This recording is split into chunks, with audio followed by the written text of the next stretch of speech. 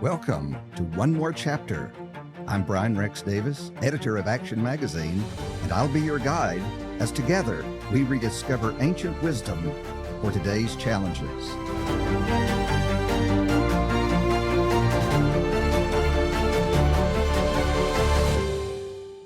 It has been said, if intelligence is the capacity to know something, then wisdom is the ability to apply what is known to good effect.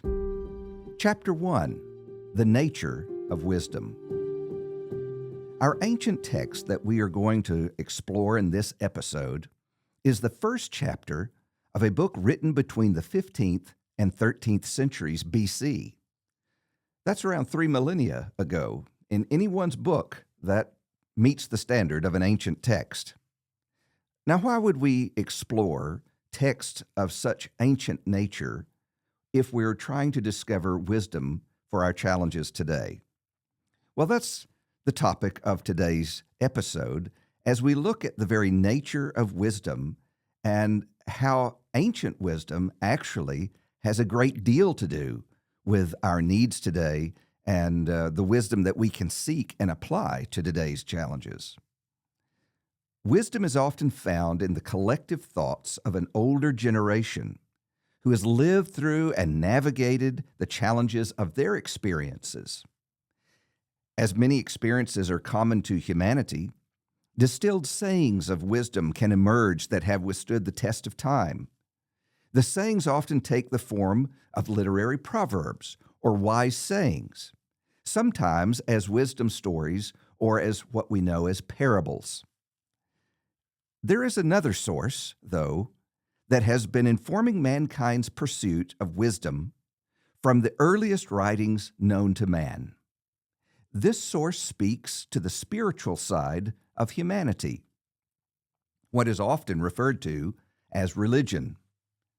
Religion often claims a source of wisdom that is revealed from deity, a spiritual source beyond ourselves, an objective source outside of our daily challenges, a source that can speak, actually, to what is good or not good. Personally, I do believe we have a spiritual nature, and I believe spirit exists. In other words, I believe God exists. You may not, but you can still consider wisdom from this perspective. Many today discount the spiritual side of man as being worthy for the consideration of wisdom. This reminds me of an experience I had when I was in the Far East. I was on a small island in the middle of the South China Sea. I had taken a few days break from my work. I had been teaching the Bible in India, and I took a few days off at this remote island for scuba diving. I enjoy scuba diving. Because this was such a remote location, it drew a crowd that is perhaps a crowd I wouldn't normally hang out with. And so we had some extraordinary characters there with me that week. One was a script writer for television who lived in California.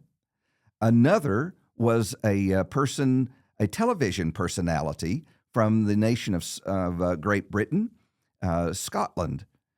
He arrived by helicopter. The lady from California arrived with me on the boat.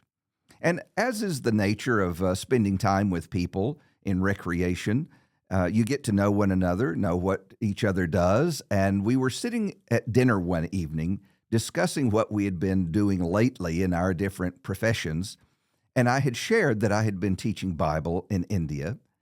This lady from California became very agitated with me, saying that she did not believe God was real, and she thought it was terrible that I would pollute another pristine culture with the beliefs of my culture.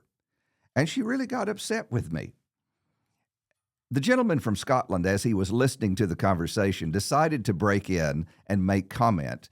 And he made a comment that I think speaks a great deal to the question of the pursuit of wisdom and whether or not we will even consider the spiritual side of our humanity.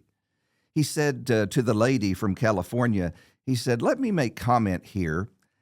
He admitted that he did not believe God existed, but considering her agitation, considering how upset she was getting, he said, if you are right and there is no God and none of the teachings about God really matter, then there's really nothing for you to get upset about because the whole situation really just doesn't matter.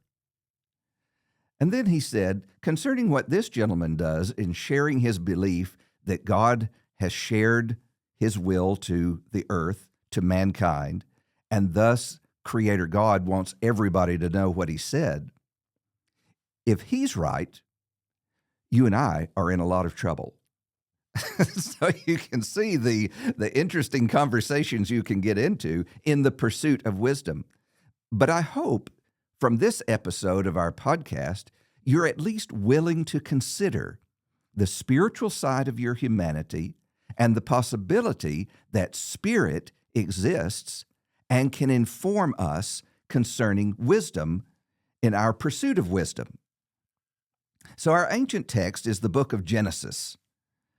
The primary author is Moses. Yes, this is the same Moses that led the children of Israel out of Egypt.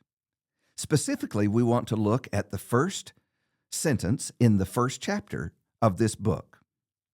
Though older writings have been discovered, no text on earth claims a more ancient perspective than the book of Genesis. In fact, the very word Genesis means the beginning. In Genesis, the passage we're going to read speaks of spiritual realities before the beginning of our universe. It speaks of our creation, our origin, our very purpose. You know, science tries to get at our origins and thus make conclusions about our purpose, but science always falls just short of being able to understand where we come from and thus what our purposes are. You see, wisdom demands a wide context. That's why people of an older generation who've had a wider experience in life often provide wisdom to us and to society. Without our origin or our purpose, wisdom is actually quite hard to find. Genesis is the first book in the sacred scriptures that form the basis of both the religion of Judaism and the religion of Christianity. That means literally millions of people have trusted these writings to bring wisdom into their understanding, to bring purpose into their lives. That fascinates me, and it draws my attention to these writings as a very legitimate source for the consideration of whether this wisdom can help me in the challenges of my life. Concerning Moses, it's important to have a little bit of context as to who Moses is. Moses was an Israelite who lived in Egypt during the time the Israelites had become slaves to the nation of Egypt. Egypt at this time is at the zenith of its power. It is the most powerful military might on earth. It has the most learning, the most developed sciences on earth. And Moses lived at this time. Now, the king of Egypt, better known as Pharaoh, became fearful of the population of the Israelites living in Egypt at the time. That's why they had become slaves, but still the population grew, and he became fearful of that population. He sent out an edict to have all the male boys of the Israelites killed in order to balance the population. A very devastating act on those people. A mother who had a child named Moses, fearful of his death, put him in a basket that had been sealed against water and put him in the river and put him afloat in some desperate hope that he would be saved from the carnage that was happening around her. The Bible relates this story where one of the members of Pharaoh's family was at the river, and she found this baby in this basket, and her heart was touched. It was filled with compassion. We don't really know the backstory to this lady, but she took in Moses, and Moses became an adopted child in the very royal family of Pharaoh. And so he would have grown up with the finest education on earth, and not just an academic education. He would have grown up putting that education to use in governance, in military exercises, also in politics. And so this would be a very accomplished man. This is our author for the book of Genesis. Moses, at some point in his life, and this would have been after he had left Pharaoh's house, he had fallen into disfavor, and he actually led the children of Israel out of Egypt, out of slavery from Egypt. That's an interesting story that we'll touch on in another episode. But as he was traveling with the children of Israel to the promised land of Israel, he composed the first 5 books of the Bible, what the Jews would call the Torah. In these writings, he records the very beginning of creation. Now, obviously, he would not have been around at the time, so he would be using source materials of other writings. He would have been depending heavily on the oral traditions of the Israelites, where they preserved through oral repetition the stories of the Israelite nation. But there are some things he writes about that he couldn't even have gotten from that source. He would have had to have had the information revealed to him outside of his human experience. He would have had to have God reveal these truths to him for their recording. That's the claim of the book of Genesis. Genesis is written as a narrative. So it's a series of stories and genealogies that go back to the very dawn of time. Our ancient text is Genesis chapter 1 and verse 1. This text reads, "In the beginning, God created the heavens and the earth." The very first book of the Bible and the very first verse of that book claims that God is actually our creator. That is our origin. Science can prove that 5 components do make up our world today: time, force, energy, space, and matter. Isn't it interesting that all of these components are mentioned in the very first sentence of this ancient text? In the beginning, you see time there. God, force, created, energy, the heavens, space, and the earth, matter. If this ancient text can speak so eloquently and so accurately to our reality, then isn't it worth considering as a source of wisdom for our lives today? This text steers us away from certain pathways of thought. Not every thought is equal. And there are certain pathways that lead to dead ends or lead to places that actually harm us individually or as a society. As I was researching for this episode, I found this book, Bible History 1. It's written by Richard Rogers. He was a professor of Bible at the Sunset International Bible Institute in Lubbock, Texas. And in his first chapter, he writes this section that I'd like to share with you. He starts by saying, "The first verse of the Bible refutes the idea of the eternity of matter. What is here has not always been here. God is the only one who has always been here. In the beginning, God created. There was a beginning, but before there was a beginning, there was a God." Creation also refutes the idea of polytheism because it says God created, not gods, plural. This verse of the Bible refutes the idea of agnosticism, which says that there was no plan. Agnosticism says that this is just a senseless globe spinning around with senseless people upon it. However, because this creation was planned, it was not without cause. This verse of the Bible refutes the idea of fatalism, which says that things happen just because they happen. It was just fate. But this is not true either, because the Bible reveals God's will, purpose, and progression expressed in creation. The first verse of the Bible refutes the idea of pantheism, which says that all things are a God and that God is all things. But actually, God existed before anything else existed. This verse refutes the popular notion of evolution. Because in 6 days God created all things. Notice the order of creation here. God created the heavens and the earth, and then he created the things that live in the heavens and on the earth.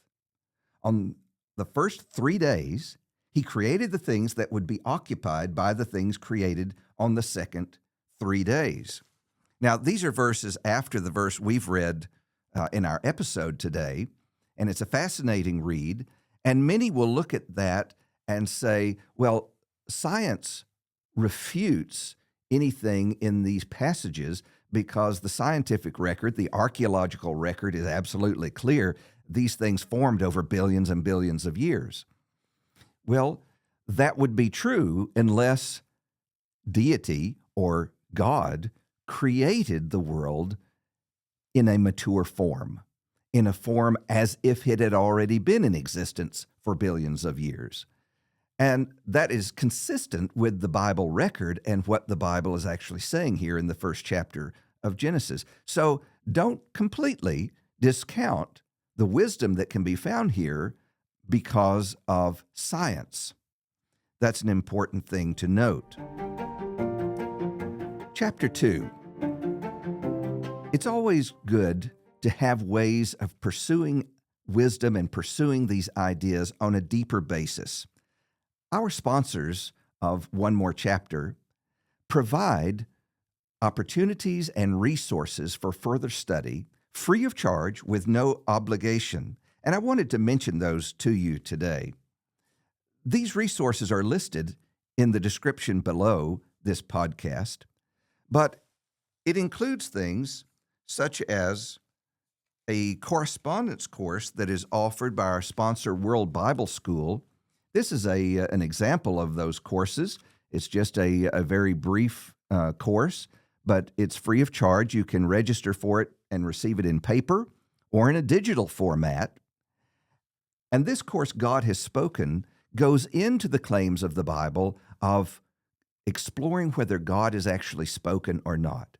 If God created and he created me, would he want to communicate with me? It's a fascinating study, fascinating read, and that resource is available to you. Another one of our sponsors is called Methetis. Now, the Methetis teaching program online is video-based, and it's a program where you can study things together in a group in a social network. And so many people today like studying in that way. But these videos will introduce some of these ideas, and then there are readings that you can do together as you pursue a discussion of the wisdom that you find there. There are 2 courses I want to mention to you on Methetis that you might find interesting to this discussion. The first one is a quarter of series called Wondering What to Believe, and it looks at the Bible and its claims and what it says about itself. I think that's a very healthy study.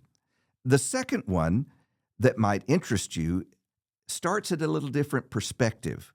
For people who do not currently believe God exists, for people who really don't have any belief in the trustworthiness of the Bible, you may want to step back and look at something from a scientific perspective.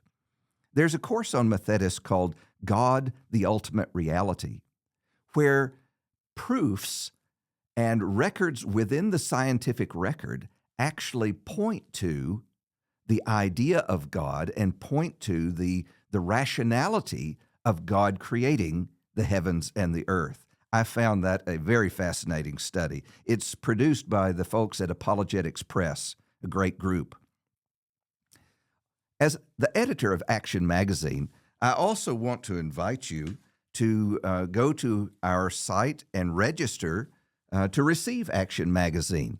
Action Magazine is produced on a quarterly basis, and you can receive it in a paper form or a digital form, and many articles that explore wisdom, the wisdom of Scripture, and what God is doing in our world are in this magazine, and I hope that's of an encouragement to you. Finally, for those interested in reading further in what Richard Rogers wrote about in Bible history, I can recommend that book heartily, and where you can find that book and other books by Richard Rogers or other authors like him, those details are listed in our description below. Chapter 3. We do very much value your comments, and we will be reading your comments and looking at your questions, and periodically what we hope to do with one more chapter is take your questions and your comments and have an entire episode dedicated to answering questions and airing your comments as we explore wisdom together. Now let's recap and preview for the next episode.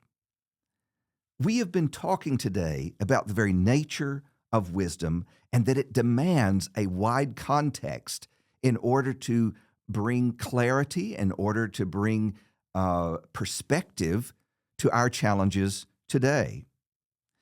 And so we should not discount the spiritual side of our humanity or the exploration from Spirit, from God. That's a perfectly legitimate exploration for us as we look for wisdom for today's challenges. Now, looking towards our next episode, a following text in Genesis is one that we're going to want to explore further. This text in chapter 1 of Genesis demonstrates why the text of today may matter in reference to my seeking of wisdom. This text is Genesis chapter 1 and verse 26 that reads, "And God said, let us make man in our image, after our likeness." If there is a God, and if God created me, then God becomes a very important source for wisdom. And that's what we'll look at in our next episode. I'm Brian Rex Davis, and we have been exploring wisdom from ancient texts. Until next time.